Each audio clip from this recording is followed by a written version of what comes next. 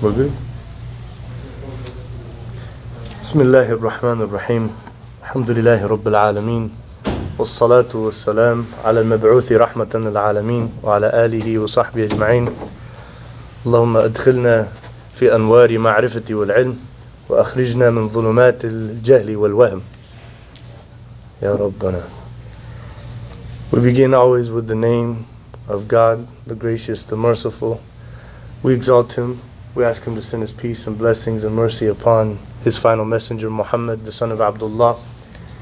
And we ask Him that He would enter us into a state in which our hearts are illuminated and our purpose and our meaning is fulfilled through the guidance that He has revealed to us. And we ask Him to remove us from the corruption and oppression of ignorance and suspect ideas. Today we've reached the point of Surat Luqman in which each surah is named after a word that's in the surah. And the scholars have identified various reasons and wisdoms behind that. When a surah is named after a person, generally speaking, it is a surah that is showing precedence and greatness of that person. For this reason, Surat Al-Masad is called Surat Al-Masad, not Surat Abi Lahab, right? That would be a problem, giving him the sharaf of being a title of. When you look at the preference of Surat At-Tawbah rather than Bara'ah, even though there is some narrations that say Bara'ah, Tawbah is a good meaning, you see? Al-Kalimat Al-Hasana hiya al-asl. Good words is the basic foundation of everything. That's why it says, Alam tara kayfa daraba Allahu mathalan kalimatan tayyibatan kashajaratin tayyiba. That He's giving you the analogy of a good tree, a beautiful tree that gives forth fruits. The analogy is a good word. What is that good word?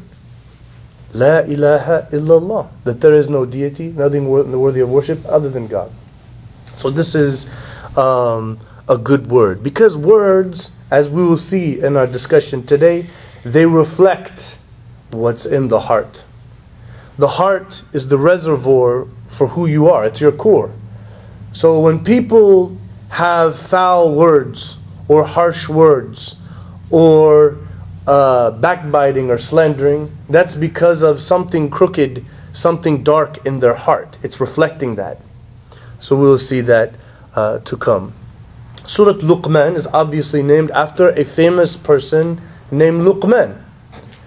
I'm sure you've all heard many stories. We're going to review a few of those, and we want to confirm an important point, that it is practiced commonly amongst many of the preachers in the Muslim world, passing on stories as though that's the way it is. In reviewing for today's discussion, I listened to some of the great famous ones. I'm not going to mention their names, but they're famous preacher in the Muslim world, and in Arabic and in English.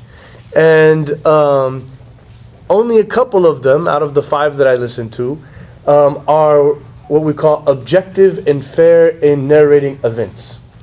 So some of them, they took a narration which according to our theological teachings is not authentic. It's not sahih and it's not hasan. It's either da'if or it's either weak or very weak in its chain of transmission. And they want to establish about a truth about a person whom the Quran was named after, and to talk about his reality. The more proper way to do this when talking about matters that are related to faith, aqidah, to creed, is to say this was narrated and that was narrated, rather than this is how it is. Unfortunately, I've passed on and talked with many Muslims in sermons and lectures, and they're like, but Sheikh, we always heard that that's how it is, and that's the only way it is. And there's either a disagreement about the story, or the story has no foundation from a chain of narration founding. So what's interesting, what's special about our ummah that most Muslims don't know, and it's something Muslims should become accustomed to or learn, and that is ilm al-asanid. To take something on sanad, on a chain of narration. A very meticulous methodology of verification. Something not known. As a matter of fact, Ghozier, one of the great Orientalists of Europe, when reading about the Quran and the Hadith of the Prophet ﷺ, and he said, if Christians would have just been 100% as sincere and adamant about their verification system, we would have many books about many things in Jesus' life, alayhi salatu wassalam. But because it was just a haphazard, well, these are some stories, those are some stories, and then the church took a very serious, stern position about what's right and what's not right based upon the ideas that they had developed, rather than what is authentic versus what is not authentic. And so that is something that I think is very important. So that, yes, about Luqman alayhi salam, and all of us alaykum as-salam wassalamu alaykum, right? A lot of people think alayhi salam, it has to be only for a prophet, when every day we're saying assalamu alaykum to each other. These are culture is now defining religion, and they're forgetting that even the culture has the response to that, right? That Islam is telling us all to send peace upon each other. It is a title of respect, alayhi salam, for the prophets, but even great pious people, you can say that about them, right? So there are many stories that are narrated about Luqman that are not found to be authentic. So for this reason, scholars have differed. Was he a prophet or was he not a prophet? And so that is a discussion. The majority of the scholars, they looked at everything and they said, it seems like he is a righteous, pious man who had wisdom, and he was blessed with divine providence. Divine providence is the same as tawfiq, right? This is how you say that in English. So that's the majority. Other scholars, going back to the companions and their followers, some of them said that indeed he was a prophet. But there's an interesting point here. If Allah subhanahu wa ta'ala wanted us to believe that he was a prophet, as we see in many surahs, it could have said, وَأَتَيْنَا لُقْمَانَ الْحِكْمَةِ إِنَّهُ كَانَ صَدِّيقًا نَبِيًّا أو كَانَ نَبِيًّا وَرَسُولًا. If he wanted to say that, he could have said it. And then it would have been a done deal. He was a prophet or a messenger, right?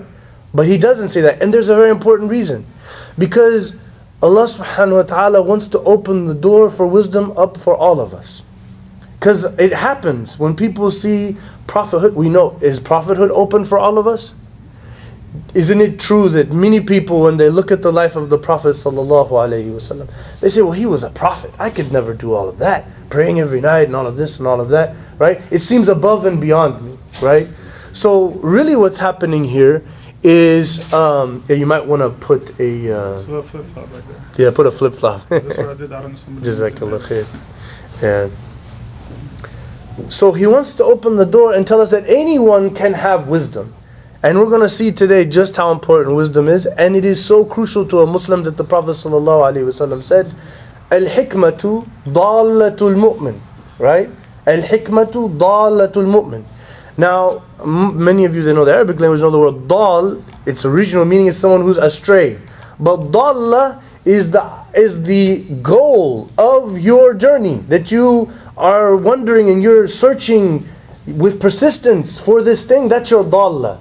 So wisdom is the goal that we are all searching for in our life. Al-hikmatu dallatul mu'min. So one of the things we want to take from today, when we listen to all of these examples and all of these teachings and all of these wisdoms, the main point that we want to take away is, where do I stand with regards to wisdom, right? Where do I stand with that? And how, because we will show you, there will be a way you can gauge yourself. You can gauge yourself in what we'll talk about today, right? So, and how can I increase myself? How can I grow in my wisdom, right?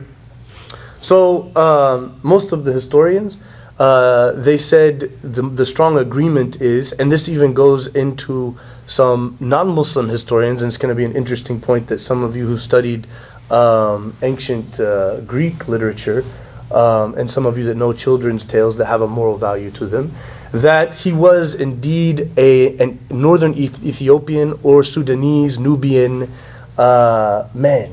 So he was an African man, Luqman. And the story about him is variant. Some say he was a slave. Some say, well, he was just a lowly carpenter guy or tailor that worked in a very small means and struggled to make ends meet as a young man.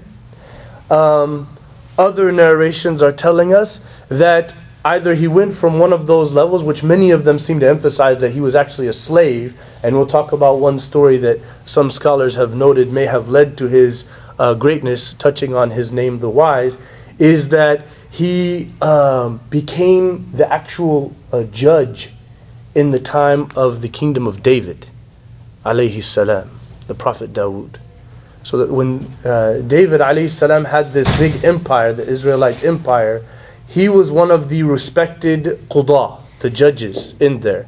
And so governors would come to him and they would bring him in to arbitrate for disputes. That's towards the end of his life. And so there's a message being given here in that he started with very little means. He started with a very lowly reality, and he worked his way up. And he doesn't come from any sort of a noble or honorable built-in setting. He had to work for it on his own, but he earned his place in the world. Now, when you read about Luqman, you hear that he was known for mostly for contemplation of world realities. So people, the creation, events, circumstances, he was a silent contemplator. He would just look at it and think about it. Think about consequences. Well, how does that affect that? Cause and effect.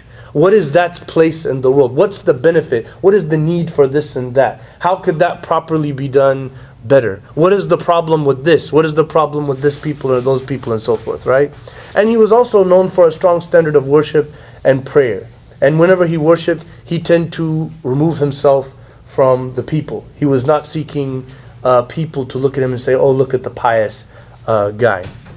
So this is, there's the famous story that he was either had a master or a king that asked him to go slaughter an animal.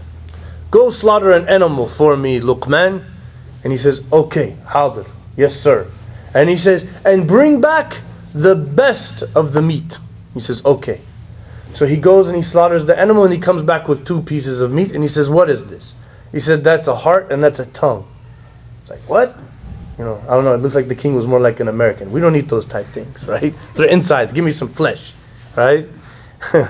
And he says, okay, then go get me the worst pieces. And he went away and he came back and he plopped them down and he said, what is this? He said, it's a heart and a tongue. And he said, what is this? So the king's not thinking, as all of you have probably already figured out, that it's the hadith of the Prophet ﷺ. Ala inna fil jasadi mudgha. Right? In salaha, salaha al-jasad kulluhu. Wa in fasada, fasada al-jasad kulluhu. That in the body, there is a piece of meat. That if that piece of meat is in a good state, in a sound state, the whole rest of the body will be in good shape. But if it has corruption and it's impure, then the whole body and everything about it will be corrupt and impure. And then he says, Ala wa hiya al-qalb. And it is the heart. Right? So basically, he's saying that if the heart is pure and good, he told the king or the master, he says, then the tongue will be good and that person will be good and they will bring forth the most greatest things for the world and everybody will respect what that person represents. But if that person is corrupt and that person has an evil heart and bad tongue as a result, then everybody will hate and despise and dislike the presence of such a person. This is also the other hadith of the Prophet ﷺ. لا يستقيم إيمان عبد حتى يستقيم قلبه ولا يستقيم قلبه حتى يستقيم لسانه. So the Prophet ﷺ said, the faith of a believer is not complete. It's not in a sound. It's not on the right path until the heart is on the right path. And the heart cannot be on the right path unless we see that the tongue is on the right path. It cannot be that someone cusses and yells and screams and is abusive and disrespectful and harsh and foul and backbiting and slandering and lying, and yet they have a pure heart. It's impossible. Those things do not come. Those things come from, the basis of them is an evil, corrupt, impure heart. Right? So this is the hadith of the Prophet sallallahu alaihi wasallam. So now we come to the first ayah. The first ayah that is talking about the reality of Luqman. وَلَقَدْ آتَيْنَا لُقْمَانَ الْحِكْمَةَ أَنِ اشْكُرْ لِلَّهِ وَمَنْ يَشْكُرْ فَإِنَّمَا يَشْكُرُ لِنَفْسِهِ وَمَنْ كَفَرَ فَإِنَّ اللَّهَ غَنِيٌّ حَمِيدٌ. So the ayah is now telling us, وَلَقَدْ. In Arabic, qad, it means to emphasize whatever it is that you're going to talk about. And usually there's a verb after it, right? When you say laqad, this is an emphasis upon, it's like a swearing emphasis. I swear the fact is, right? Atayna. Atayna, we gave. So a lot of Muslims have a hard time with we gave. And alhamdulillah, one time some Christian missionaries came to my house and they had a pamphlet all written very well, nicely done. The Quran is really a compilation of Christian beliefs. And I was like, really? And they said, yeah, your Quran keeps saying we. And I said, yeah, it does say that. And they said, that's because the Trinity is God. He's a we, right? Me, my Son, and my Holy Ghost, we're all we, right? So obviously this is not what it means. And so this is called the royal we, right? It's نحن الجمع العظمة للمفرد. That it is a royal honor. Like historically in many languages, before the Quran, the Shaykh al-Qabila, he would address the, even now some of the kings, they still do this. نحن نرى كالقوم الفلاني. They talk on behalf of everyone and everything like they're the rulers, right? We, the Queen of England, have decreed this and that and the other, or are, so this is a royal we. And if you look in the Quran, obviously, God is talking about himself in 3 different ways while guiding us. And those are very wisely put. They're not haphazard. So when he says, when he wants to just describe himself in general, what he does and how he is, he says, huwa, he, right?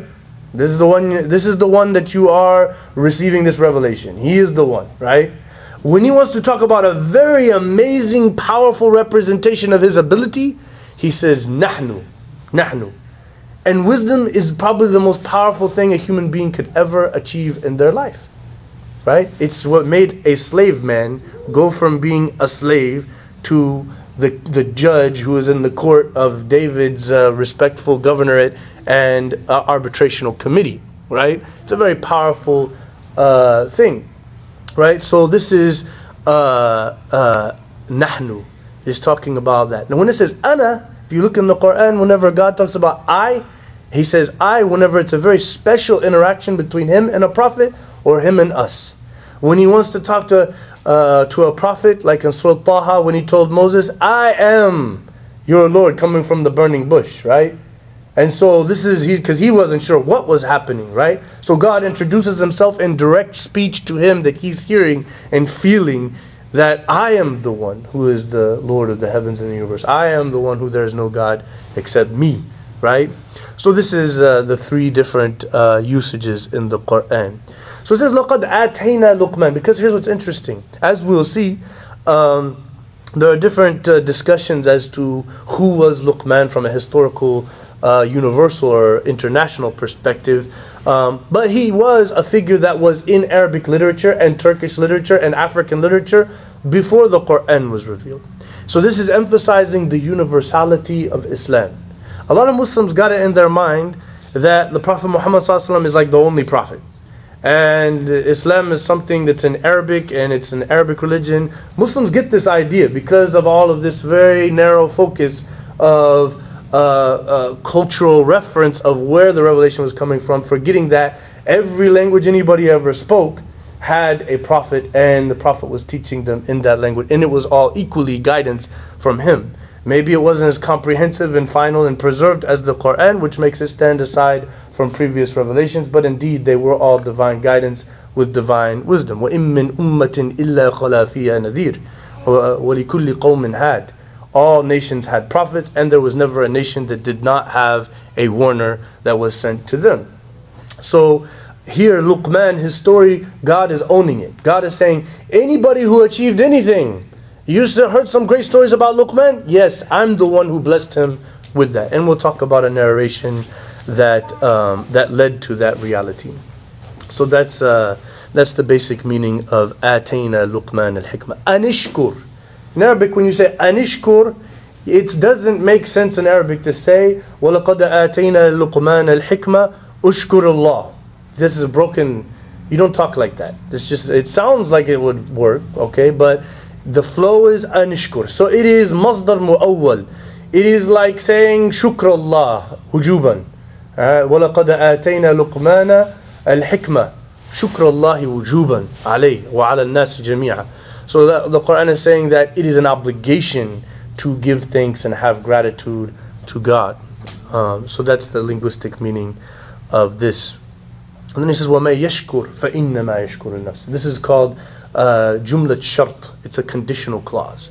So basically, whoever would have gratitude and show thanks, then they're doing that for their own benefit. The thanks and the gratitude, if done properly, lillah, then it's for you. He doesn't need anything. وَمَنْ كَفَرَ فَإِنَّ اللَّهَ غَنِيٌّ حَمِيدٌ. Whoever is ungrateful, interesting, kafara, in its original meaning, it means to conceal something that should be seen. And so the most important thing that we would all come to know as creations is the blessings of the Creator. So to say I don't believe in Him, or I don't owe Him anything, this is concealing the most clear and obvious reality that exists. So that is ungrateful, that is ingratitude. It's an ungrateful attitude, right?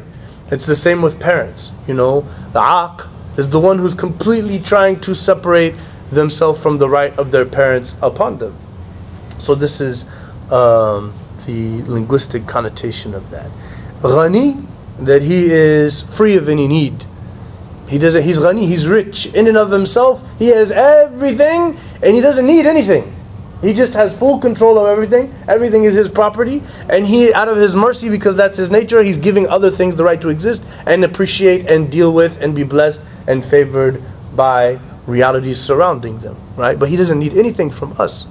It is completely incorrect for anyone to think that I need to do this for God, meaning not for His sake, because I want to please Him and show Him that I'm within His cause and I'm following His guidance and I love Him as my Creator and appreciative, so I'm doing this. Rather, He needs it. So one brother, he would tell me, he was like, I have to go offer my salat. And I was like, who are you offering it to? He's like, Allah. And I was like, you're offering your salat to yourself, bro. Right? At the end of the day, right? وَمَنْ شَكَرَ وَمَا يَشْكُرْ فَإِنَّهُ يَشْكُرُ لِنَفْسِهِ. Yes, it is His command that caused you to do it, and it goes to Him, but He doesn't need it. If all of us stop praying, it will do no harm to Him. He will lose nothing. We will have all lost ourselves by our own actions, right? And so some people said that, why do I have to pray? Why is He making me pray? Why does He want my prayers from me? He's teaching you a way to have spirituality on your mind, so these corrupt ideas that overcame you won't come up in your mind, that make you say that in the first place, right? So this is the reality. So if you look at the linguistics, al-hikmah, the root ha-ka mim, it means al-man'. Al-man'u lil-islah. To prevent something, to make something better, right? To prevent something, to make something. This is true, and it goes back to hakamatul lijam. You know hakamatul lijam? MashaAllah. Alhamdulillah. Anybody know hakamatul lijam? Okay, this is, in ancient Arabic, this is the horse bridle. The one you put in his mouth and it has the string, right?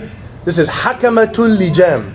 The thing that when the horse wants to go the wrong direction, you pull him back. When he wants to act up, you pull him and he chills out and starts acting right, right? So this is the thing that prevents him from doing something that is not in his and his master's best interest, right? So this is kind of a root, help you to see the root of the word and what it means. Now you can see where hikmah and hukum, how they are related. Hikmah, it means وضع الشيء في محله الصحيح, putting something in its proper place. So al-hukum is the rule of law, a just rule of law, right? So hukum, the proper hukum, that is a correct hukum, is when a judge makes a ruling or someone who is qualified, because in Islam it's assumed that no one will be judging something unless they're qualified, right? Because this would be a loss of trust, of amana. Right? So the person who has proper qualifications to judge between a dispute has listened to both sides without any personal investment into the dispute, ideologically or personally relating to the two disputants, and then they put down the rule preventing the wrong interaction or the wrong way of dealing, right? So that's al-hukum, right? So there's an interesting point to note that shukr, who knows what shukr means? It's that new Islamic line of clothing. You seen that? It's not bad, but they are really charging them. Yeah, grateful. That's one. Give me three. We've got grateful. Shukr. Give me another one. Thankful. And the last one, it doesn't always come up, but it's clearly, it's the pinnacle of shukr. Appreciation. Appreciation. Those three English words are, see, English is a technical language. English is a technical language by nature, right? It comes from Germanic roots. The Germans, they put it together, it's like pinpoint, right? You should visit Germany. Even just go to the airport and you'll see a big difference, right? And Arabic is a poetic, eloquent language. Wide meanings in one word. Lots of meanings depending on context and situation, person who's speaking, how it's said, right? So, gratitude, thankfulness, and appreciation are actually three different words in English, and they have different connotations, and we'll go into the detail of that a little bit later. But when it says anishkur lillah, give thanks to God, here it's talking about two things actually. Anishkur lillah, that you have to thank God, right? Thank God for Him, that He has given you your existence and everything in it, first and foremost, right? You have to have gratitude for that, and you have to want to thank Him. But you should thank everyone else for His sake. Lillah. You have to thank. وَمَن يَشْكُرْ فَإِنَّمَا يَشْكُرُ لِنَفْسِهِ أَنِشْكُرْ لِلَّهِ. When you do your shukr, that you're doing it for the, if you do it towards Brother Athar, you're doing it for the sake of Allah subhanahu wa ta'ala, right? If you're doing it towards Brother Munir, you're doing it for the sake of Allah, right? This is why we would give thanks. Unfortunately, you would be doing the wrong thing if you gave thanks because you're trying to suck up to someone. You don't really mean it. It's not in your heart, and it's not something that you're really going out of your way to do. It's something you're doing for the sake of worldly favors and interests, either being seen in a certain way or accepted in a certain group of people, right? And so this is where we'll get into in a moment about why Al-Hakim needs to be Aziz and Alim. Those are the two ones that come together with it for a reason. Okay, so if we look at the direct translation that I will throw at you, certainly we gave Luqman deep wisdom, right? And that's because Alif wa Lam, we say Al-Hikmah, they say that Al-Ta'rif li-istighraq al-ma'na. They say that you say the wisdom, not just the wisdom like that particular wisdom on that subject, the wisdom, the general reality of divinely inspired wisdom. So that's where I got deep. The word deep is not in the literal Arabic. It's understood by the people who grasp the eloquence of the language. You probably won't find that in most translations. Then it says, namely, anishkur lillah. So he was given hikmah, and it's everything, as we said, for comprehensive surrounding meaning. Many wisdoms for many situations throughout his life. But the most important, so we say namely, to have gratitude and give thanks to God, because whoever shows gratitude to God does so for their own soul. And let the ungrateful one know that God is free of any need and is the object of praise. Right? Meaning whatever you did do for somebody, you don't deserve any praise. You really don't deserve any thanks at the end of the day, right? The thanks is for Allah subhanahu wa ta'ala, right? If done properly, which is emphasizing tawheed. It's emphasizing a pure relationship with God and seeing everything else as secondary. It's just a manifestation of your relationship with God, how everything happens. If it's good, it's because you are properly relating with God. If something is bad and harmful to you, it is because of a bad relationship between you and God.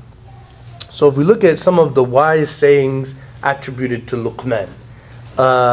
So one directly related to this verse, Luqman said to the people, he said, show gratitude to anyone who does something for you, and do favors to whoever shows gratitude to you. Because a favor without gratitude dies, and the favor with gratitude remains forever. This is a very deep statement, because he's talking about if gratitude is properly applied in the world, then all of people's relations will be good, because everybody's doing something for someone else. Everybody. Everybody has something to offer to the world, right? Question is, how do we respond to that?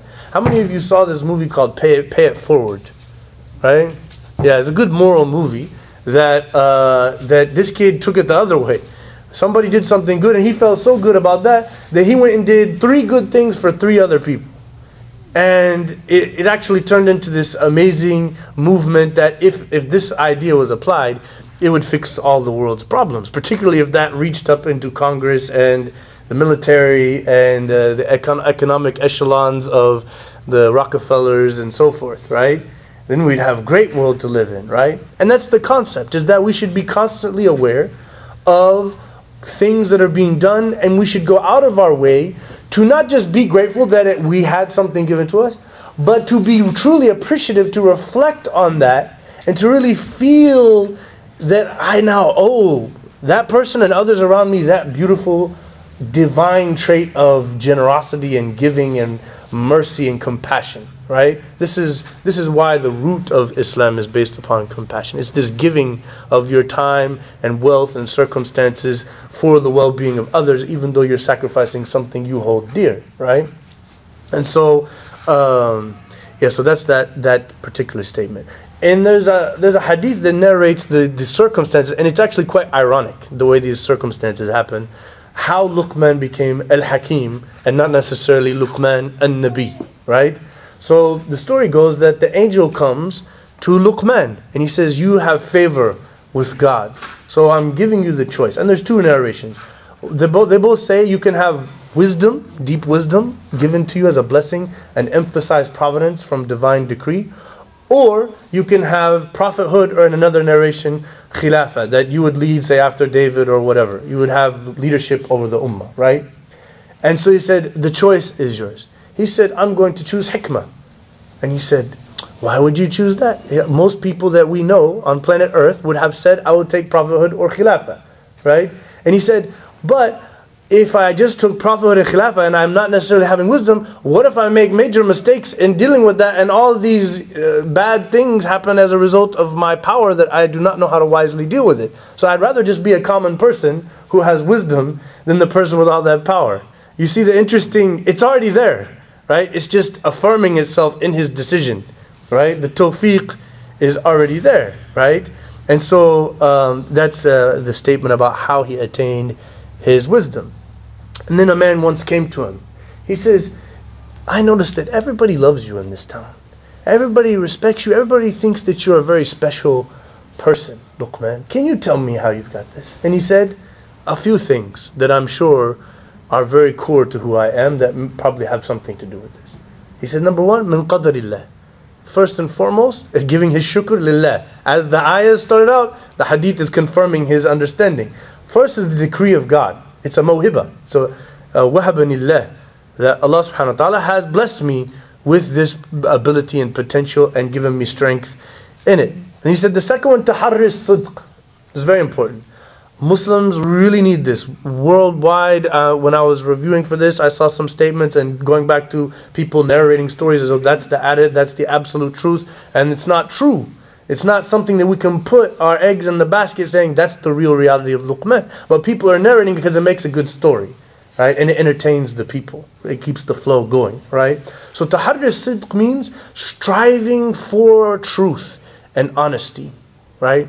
Striving for it. Meaning, don't just say, well, whatever I saw people doing growing up must be Islam, or that's the right way of being, and that's it. Or, I heard this opinion and, mashallah, that person that told me, they posted it on Facebook, so I must pass it on to everybody else because that's obviously, sounds right. This is not the way of a believer. This is not the way of Luqman. This is not the way that would raise somebody's status to that of a wise sage. This is the status of the fool, to be honest with you. Yeah, a fool just passes on information without knowing, right?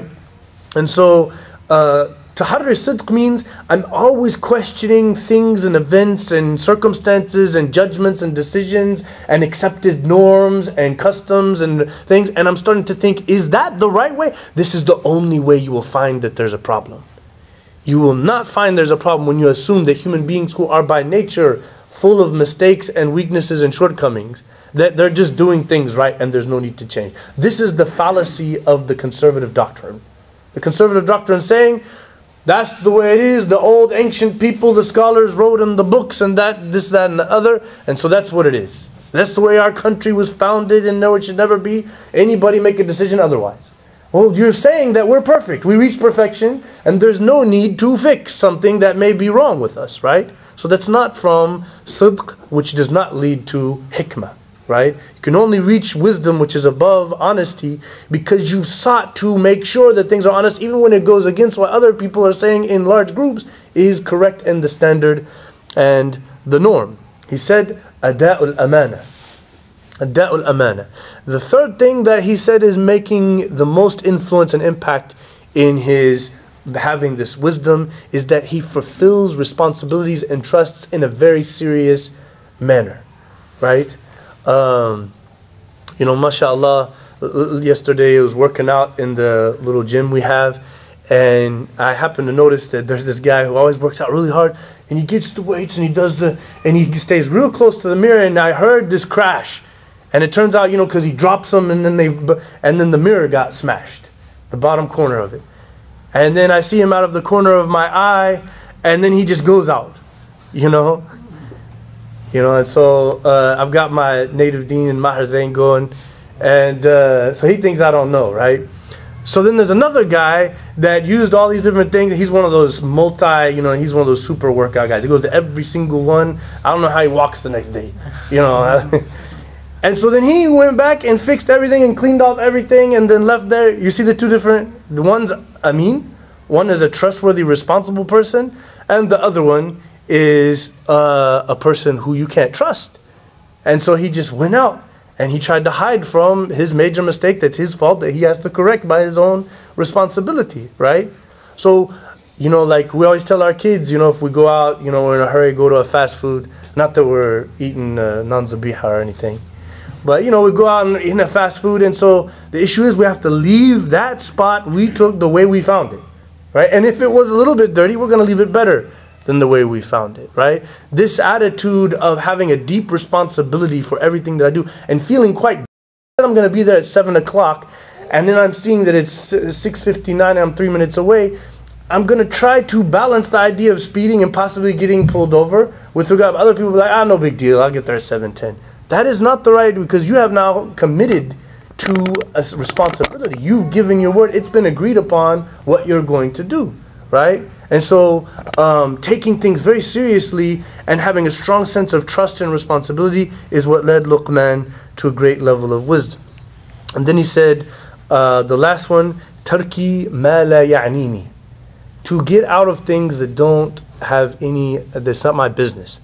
To stay away from matters that is not my friend. And this is the hadith of the Prophet ﷺ, that the Prophet actually said in a well-known authentic hadith in the 40 hadith of Nawawi, that al-mu'min, the best mu'min is, his characteristic is tarkuhu ma la ya'ni.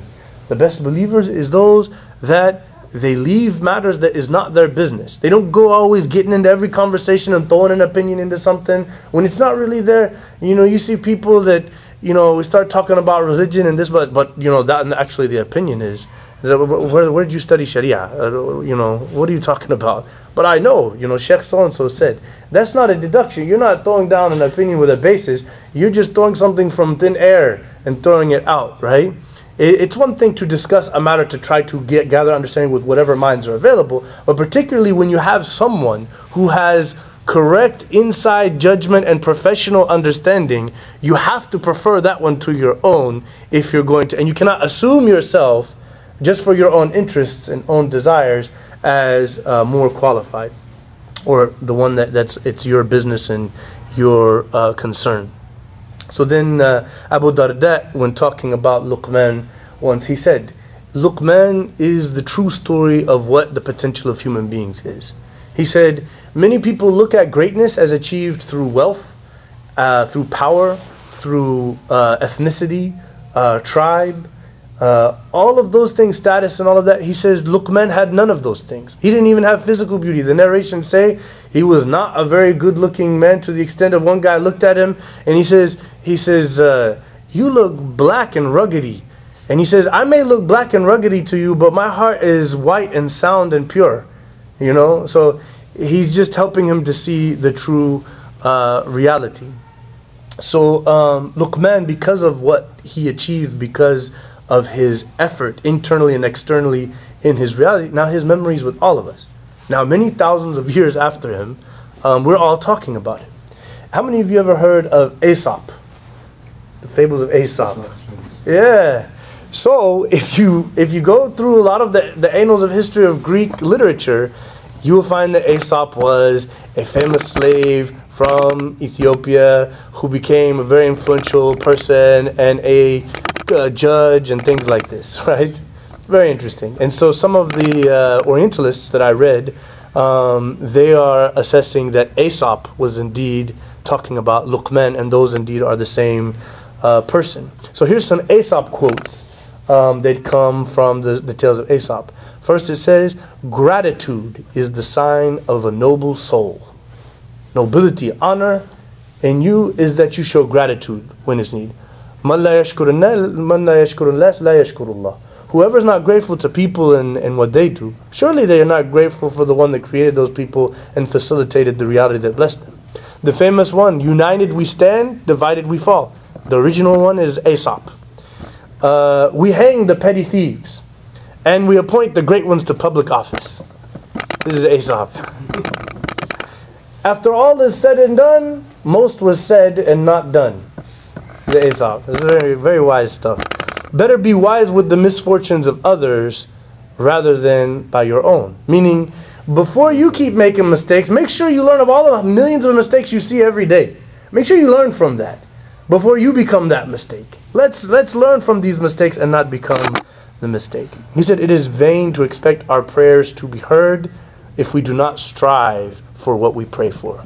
And this is the meaning of dua in all the scholars' understanding. You cannot just sit here and pray, Allahumma rzuqni, and we just sit here all day in the mosque hoping that wealth will just, money piles will just come on top of us. You have to go out and work and get your efforts and get your decree and put up your resume and go. You have to do all that, right? Then you have to work and work hard and do it your best, right? Then your dua will come to you if it is in your best interests, right? Yeah. So what is the question is, what is wisdom? What is wisdom? Wisdom in essence, according to all languages, is the proper usage and dealing with time, place, people, and circumstances. The proper usage of time, place, circumstances, and people, and the proper dealing with time, places, people, and circumstances. That's what wisdom is. That's what it means. And that goes back to the ancient Arabic understanding to hakamim, that some of them assess was that is putting things in their proper places, right? So prioritizing one's life is really establishing wisdom, right? And so that's what we should be seeking with this guidance. Now, hakamim is basically the opposite, the antonym of two different words in Arabic. Jahl and dhulm. Jahl, it means ignorance. But by the same token, the word jahl is also referring to a fool. Not someone who doesn't necessarily know things, someone who doesn't know how to apply the knowledge that they have. They have knowledge, but they're not applying it right. And so they say and do ridiculous things, and you're like, don't you know that? That's what little kids, they're all johal, and they don't, that's because they're little, they haven't learned anything. So they're saying and doing things, you're like, I can't believe it, right?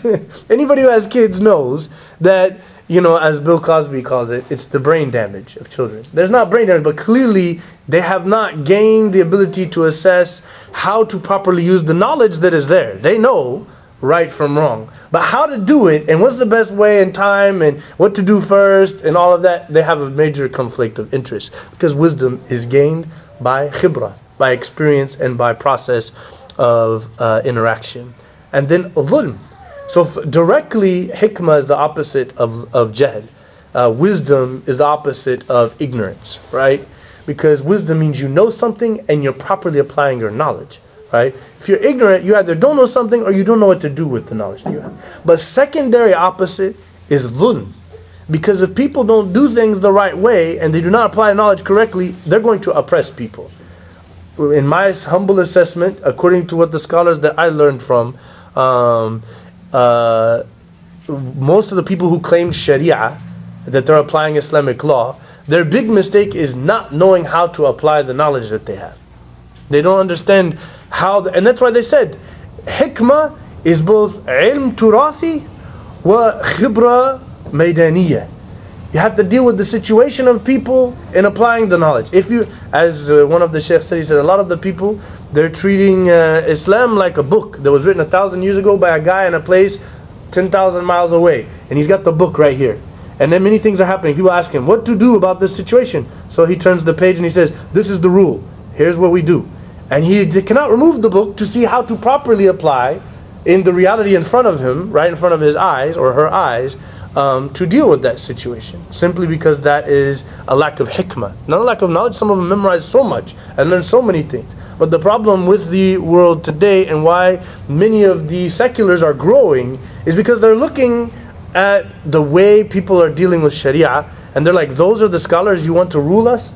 I'm sadly going to have to disagree that that system is going to rule me, right? So this is where we need to reassess how we're dealing with the knowledge. And it's the same for any of us. We're all a leader of sorts. We have businesses, we have families that we're in charge of. We have to be, a lot of people, it's easy to jump the gun with control and power. I said that's what, the hammer and the axe, you know, the gavel. I said so, right? But hikmah, as we'll see more in emphasis in the next few points, is where you take a step back and you start to think about the impact, the situation. Why is this person like that? Why is this situation like that? What would be the effect if I responded in this way? Which is why they all said that the most clear emphasis or manifestation of wisdom is silence. You know, people who talk a lot tend to get themselves in a lot of problems, right? Yeah. So hikmah, وَمَا يُؤْتَ الْحِكْمَةِ فَقَدْ أُوتِيَ خَيْرًا كَثِيرًا. Whoever was given wisdom, then that person has been given an abundance of goodness, right? And that's because anybody, the pious believer and the iniquitous, vice-filled disbeliever, all of them respect the wise person. All of them. If you go to the ghetto, right, and you find a gang leader, and you ask them about the right thing to do and the person who's doing it, they will respect that. And they will give up their argument and their claim in order to respect that. I come from a background in which people would be willing to compromise from a very corrupt attitude and focus because that's the right thing to do. And the person who's pointing that out and the situation is the wise, that's the correct, that's true, that's keeping it real, as they would say, right? Whereas when you have a bunch of johal, nobody can point out the wisdom, so they keep doing the evil stuff. That's why you need wisdom there to fix these problems. Allah subhanahu wa ta'ala, in many ayahs, He comes as وَهُوَ الْعَلِيمُ الْحَكِيمُ, right? Because He has all the knowledge and He's properly distributing and dealing with that knowledge into the very down to the atom and how the atoms relate to each other properly, right? He has the knowledge of everything and everyone in every situation. If the tree leaf falls, He knows that it fell. If billions of light years away in the universe a supernova was starting to form, He was very aware of that equally at the same time without any diminishment of His knowledge. At the same time, He has full wisdom and control over what is happening and how and why it should happen, right? Right. Don't get it confused. Human beings, they're blessed and tested with the responsibility of making our own intentions and decisions. Some He will allow us to make that decision even though He doesn't want that to happen because it is not with wisdom, but He has given us that. He's offered it. Do you want this responsibility, this trust of decision making? The human being said, yes. It's our nature. People want power and control. We try to control things, right? Every person is like that in one way or another. So everybody says, you're a control freak. Well, you are too. Everybody in one way or another is seeking control over something and proud and happy to have it, right? This is human nature, right? So the responsibility we have is to properly deal with those things. In many other ayahs, He says, وَهُوَ الْعَزِيزُ الْحَكِيمُ, mighty, powerful, overcoming odds, right? Overcoming odds. وَهُوَ الْعَزِيزُ الْحَكِيمُ. Because why? To properly apply wisdom or act upon wisdom, it requires courage, it requires dignity, it requires effort, and it requires going against odds. Because people are not going to like changing something they've all accepted, even though you know that to be the wise thing to do. So there's a famous scholar named Wahb ibn Munabbih. Wahb ibn Munabbih, he's one of the tabi'een. So he said, أجمعت الأطباء على رأس أمر الطب هو الحمية. حمية. He says, the scholars of medicine, the doctors have all agreed that the pinnacle of good medicine is a good diet. Eat good, drink good, your body's going to be good. This is their opinion. وأجمعت الحكماء على رأس أمر الحكمة, and all of the wise sages of the world have agreed that the pinnacle of wisdom is samt, silence. Silence. How many of you here know the hadith, whoever believes in Allah and the last day, then say something good or be silent? Well, I've heard this hadith. I'm sure. I'm not believing that there are very many of us that don't know it. How many of us are completely, perfectly applying such a hadith? I'm not raising my hand. This is an ongoing process that if anybody claimed it, obviously they didn't know anything about hikmah, because they're lying to themselves right now. And so this is something that if you just left here with that hadith, if you woke up with that hadith every day for a year, we'd all be in such a better shape. I'm the first to admit this. This is a very important point, to try to train yourself to only talk positively about things. It's easy to get drawn into the dark world of ignorance and corruption, and to keep thinking about it and being bothered by it. And as the brother was telling me, it's like that fuzz that's constantly interfering with your world and your mission and your attempt to have hikmah and apply it. But if you shut that out and you just say a good thing and a nice thing and a positive thing, no matter what the situation is, nobody will have a problem with you and your circumstances will get better. As the famous, there's this famous documentary called The Secret, and some other psychologists and others talk. If someone always sees the positive side of things, their whole life starts to become positive. It seems metaphysical and all of that. It seems all mystical, but it actually happens that way. When people keep seeing negative things, bad things keep happening to them. And they keep falling into worse situations. The more they're looking for bad, it seems to keep happening, right? And that could be the divine structure of things, looking into wisdom and its value.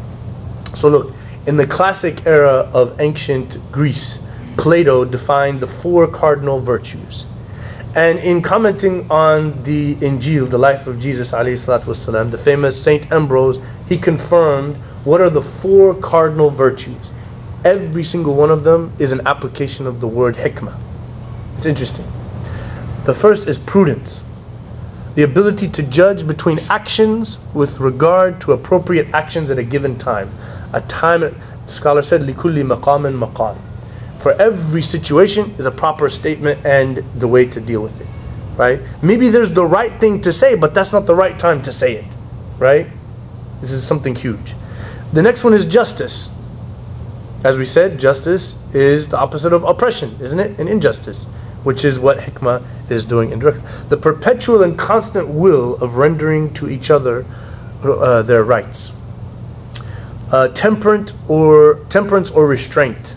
Practicing self-control, abstention. Being quiet, reserved, getting out of problems and drama.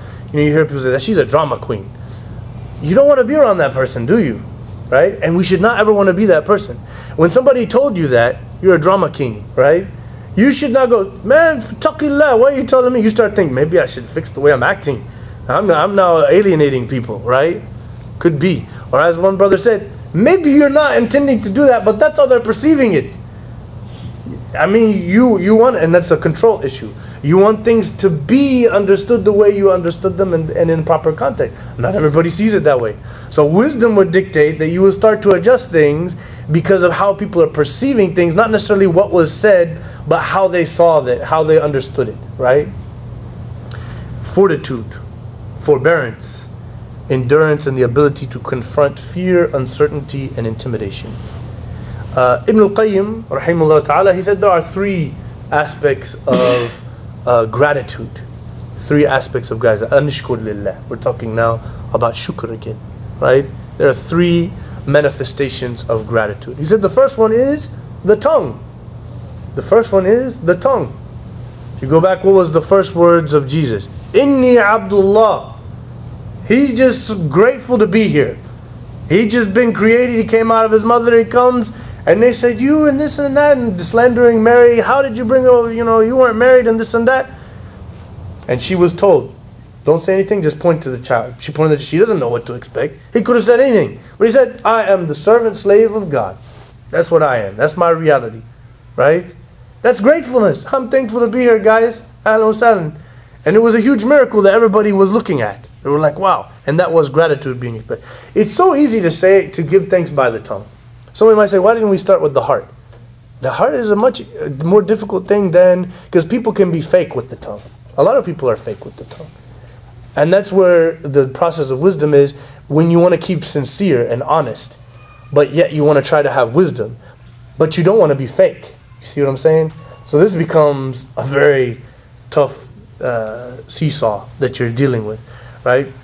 So indeed, acting and truly believing and appreciating in the blessing and the favor, and really acting on it is easier than, thanks a lot, I appreciate that, thank you very much. A lot of people say that, and there's not a bit of real gratitude in their heart, and they could care less. But it's just this fake way of customarily dealing with things and people.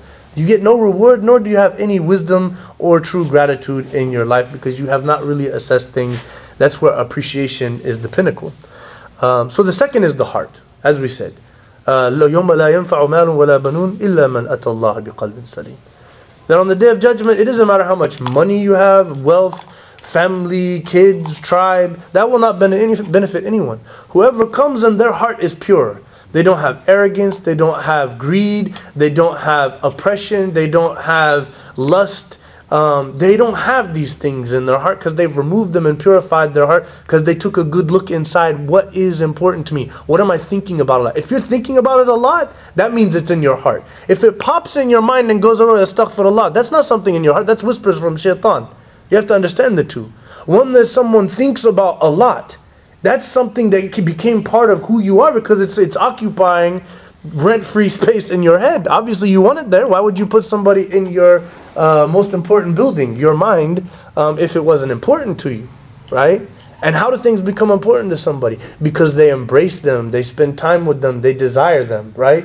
If what's in your mind is the remembrance of Allah subhanahu wa ta'ala, love for His Prophet sallallahu alayhi wasallam, trying to live a life of worship and gratitude, then, alhamdulillah, as a human being normally will come, some ideas will pop in, situations, some mistakes off the hand will happen, but inshallah all that maghfurun lahu, because there's true gratitude in one's heart, right?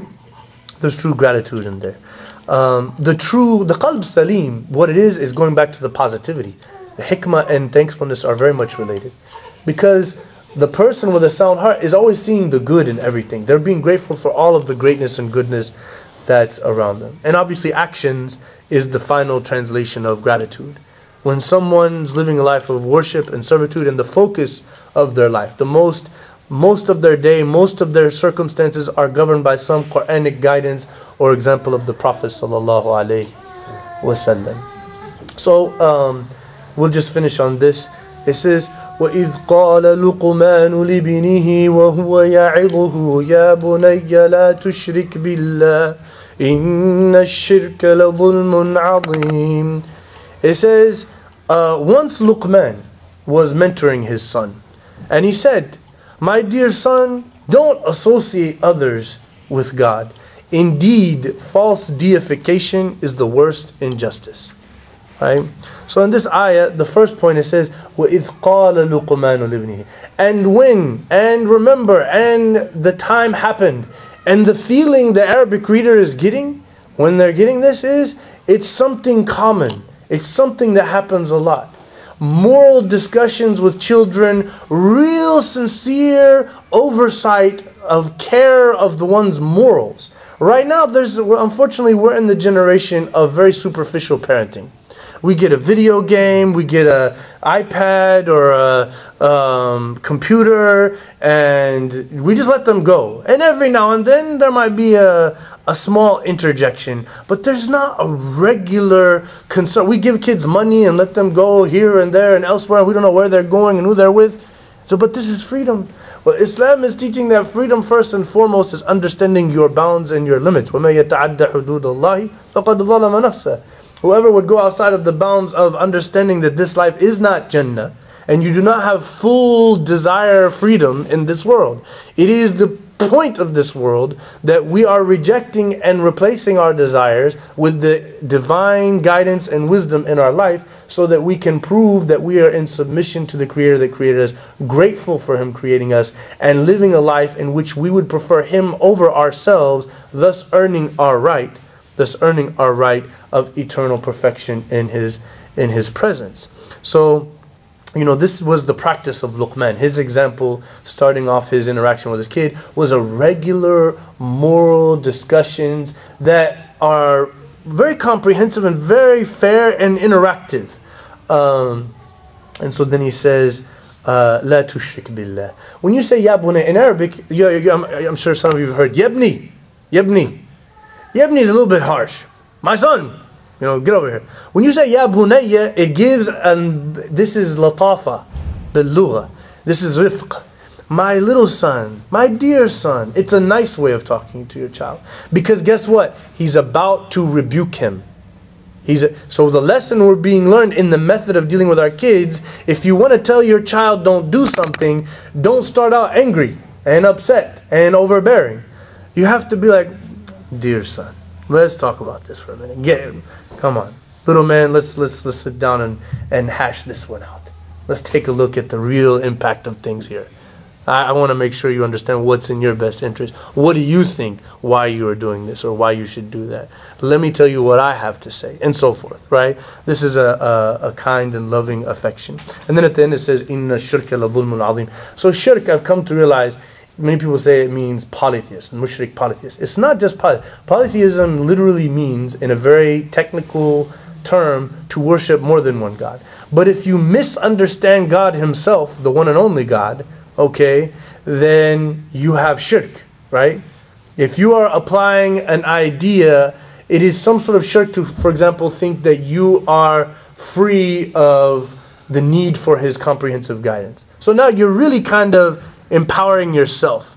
So you have some sort of polytheism. When you think about God, that His knowledge is not encompassing everything. This is a type of shirk, because who has that knowledge, right? So false deification, I think, is another aspect of shirk, as our scholar said, or the opposite of tawheed. Allah alam, we went 10 minutes over. If there's any questions, inshallah, about Luqman, the story, or whatever we have said, inshallah, was clear.